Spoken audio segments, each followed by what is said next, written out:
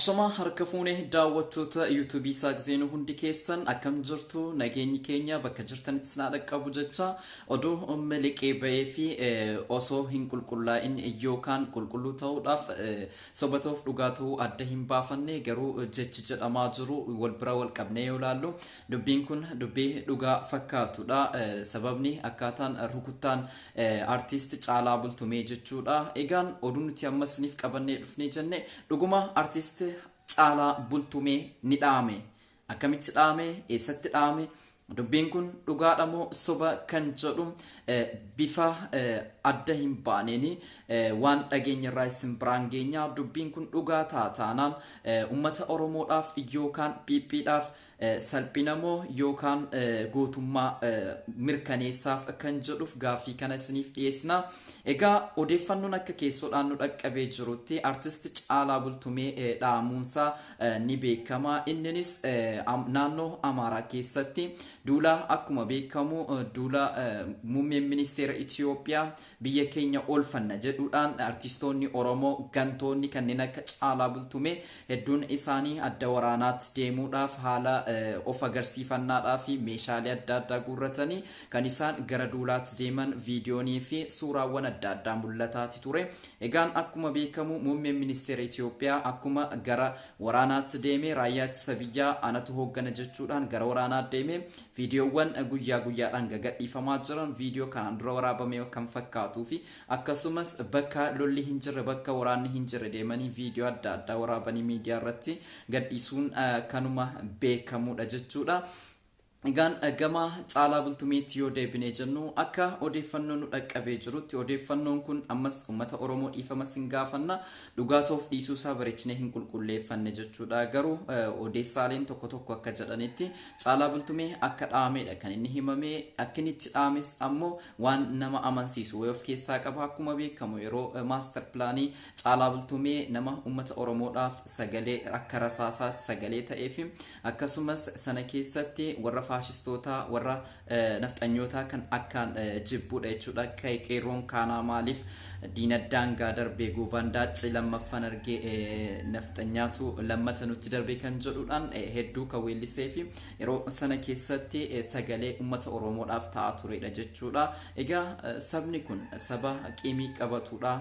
Yoo kudhan oolmaa ooltee fi yoo kudhan jara wajjiniin waan tokko gootee waan kanaan dura itti goote yookaan jecha kanaan dura jetteen nama dagatu miti jechuudha. Isaan akka guutuu Afrikaa keessatti saba gara jabummaa yookaan immoo qiimii qabuudhaan akkasumas saba xonqolaadhaan guutuu Afrikaa irratti beekame guutuu Afrikaa irra darbee ammoo akkasumas ammoo gaanfa Arabaa keessatti illee warra beekamoo ta'anidha jechuudha. Egaa gama artist Caalaa Bultumeetti yogguu deebinu Caalaa Bultumee akkuma suuraawwan argaa jirtaniin akka gara duula waraanaatti deemedha kan himamaa ture.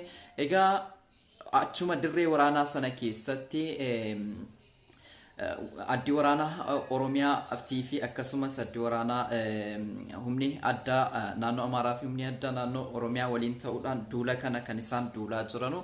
Duula kana keessatti bakka lolaa keessatti Caalaa Bultumee osoo achuma keessa jiru milishaan Amaaraa tokko itti dhukaasuudhaan kan miila keessa rukutee jedhameeti odeeffannoon kun kan nu dhaqqabe. Innis akkamitti akka dhukaase osoo meeshaa qaqqajeelfadhu meeshaan narka baarrakee yookaan harkaa miliqeetti rukutee malee an beekaati miti jechuudhaan kan inni deebise milishaan kun jechuudha. Egaa erga sana booda wal ildiimaan Phiphiidhaa fi warra Amaaraa gidduutti kan geessifamaa turee fi walitti bu'iinsi hamaan illee akka uumame kan dhaga'amaa jiru. Sanarra darbee osoo meeshaa qaqqajeelfadhuuti kanan rukutee kanaafuyyuu dhiifama jechuudhaan boo'ee akka nama Caalaadhaaf gaddeetti kan inni fakkeessaa ture akka jedhamaa jirutti. Sana booda walildiimaanii fi walgaarreeffannaan qaama kana lamaan gidduutti hedduu adeemaa ture. Sana booda Caalaan illee dhoskaadhaan magaalaa Dabra Birhaan hospitaala Dabra Birhaan keessatti akka yaalamaa jirudha kan ibsame. Dubbiin kun ammas taanaan dhugaa ta'ee suba ta'ee ammallee bareechinee wanti nu adda baasne hin jiru. Kana guutummaan guututti adda baafne kan isin biraan geenyu ta'a. Dubbii keenya irratti Caalaan yoo rukutame Oromoodhaaf gammachuudha moo gadda kan jedhudha. Waa lamaan tilmaamuu ni dandeenya. Caalaa jechuun waa hedduuf keerkaa qaba harka dhiigaan nama laaqamedha jechuudha. Akkuma beekamu Muhammad ajjeechaa Muhammad Saidii wal qabate maqaan isaa yeroo dheeraa keessatti kan ka'aa turee fi amma yoonaatti illee dhugaan sun osoo jiru gadi qabamee akka jirudha kan beekamu. Ajjeechaa kana keessatti dhibbaan dhibbatti akka harka keessaa qabu nuti illee dhimma kana irratti gadi fageenyaan osoo qorataa jirru dhimma kana akka inni harka keessaa qabu mirkaneeffannee sana booda akka sirna gadaatti deebi'ee araarri akka bu'u tattaaffii godhaa turreen nu milkoofne sanarra darbee warri qaama olaanaan jechuudha waan kana qindeessaa turan kanneen akka Maamush kanneen akka Khalid ijoolleen qaama kana keessa harka qaban akka inni keessa jiru simanii ofii isaaniitiif illee gumaa akkasumas ammoo kiisii kan jedhamu sana baasanii maatii miidhamaa kanaan araaramaniiti jiru. Garuu inni jecha kana inni waakkatee jarri garuu akka inni harka keessaa qabu guutummaan guutuutti himaniiru. Waan kana Oromoon guutummaan guutuutti ni beeka jechuudha. Yeroo sana keessatti waldiddaan gandaaf gaddatti illee ka'eeti ture jechuudha. Egaa gama kanaan caalaan uummata Oromootiif dhiibbaa akkamii godhee bu'aa akkamii uume kan jedhuudhaaf bu'aa inni uume dhugaa dubbachuudhaaf taana yeroo maaster pilaanii sana keessatti bu'aa gurguddaa uumeetti jira. Buuseetti jira. Sagaleen isaa haalaan namatti tola. Sirboonni isaallee qeerroowwan akka gara adda waraanaa deemanii yookaan akka falmatan kan kakaasaa turedha jechuudha. Gama kanaan galata guddaa uummata Oromoodhaa qaba gama aartiitiin jechuudha. Sagalee isaatiin akkasumas dandeettii isaatiin nama gidiraa uummata Oromoo irra ga'aa jiru dandamachuu dadhabee bosona seenee Jaafar wajjiniin bosona seenee nama falmaa turedha. Achirraatii gara Dabuu Afrikaa deemee jireenya isaa achitti godhataa ture. Achittis ammoo shiraa addaa yookaan daba ilmaan Oromoo irratti nama qulqulluu irratti hojjetee maqaan isaa badaa ture. Sana booda dhokatee bakka itti baqatullee dhabee dhokatee biyyatti deebi'ee ture. Jaafar Yusuf dhiyeenya kan biyyatti deebi'e jechuudha. Isaa galee keetii kan inni biyyatti deebi'e. Jaafar ejjennoo isaa ganamaa hin gadhiifne hanga yoonaatti uummata Oromoo wajjiniin dhaabbataati jira. Weelluullee kan inni weellisu uummata Oromoodhaaf weellisa malee dhaaba tokkoof kan inni weellisu miti jechuudha. Egaa caalaan erga jijjiiramni kun dhufee jijjiirama kana jala dhokachuudhaan ammas shirawwan adda addaa dhaadannoowwan adda addaa uummata Oromoo yookaan bu'aa kanaan dura uummata Oromootiif buusaa ture harka xurii sanaan faaluudhaan akka bu'aa inni buusaa ture hin mul'annes godhaa ture jechuudha. Amma caalaan uummata Oromoo biratti jaallatamaaf hin jaallatamu. Warri mootummaa kana deeggaran jaallachuu danda'u. Warri mootummaa kana hin deeggarre warri miidhamaa jiran uummanni Oromoon qulqulluu warri ta'an mootummaa kana hin deeggarre mootummaa kanaan miidhamaa jiran parsantii dhibba keessaa parsantiin 90 jechuudha caalaa hin jaallatanii. Yeroo ammaa kana keessatti nama mootummaa kana cinaa dhaabbatuu fi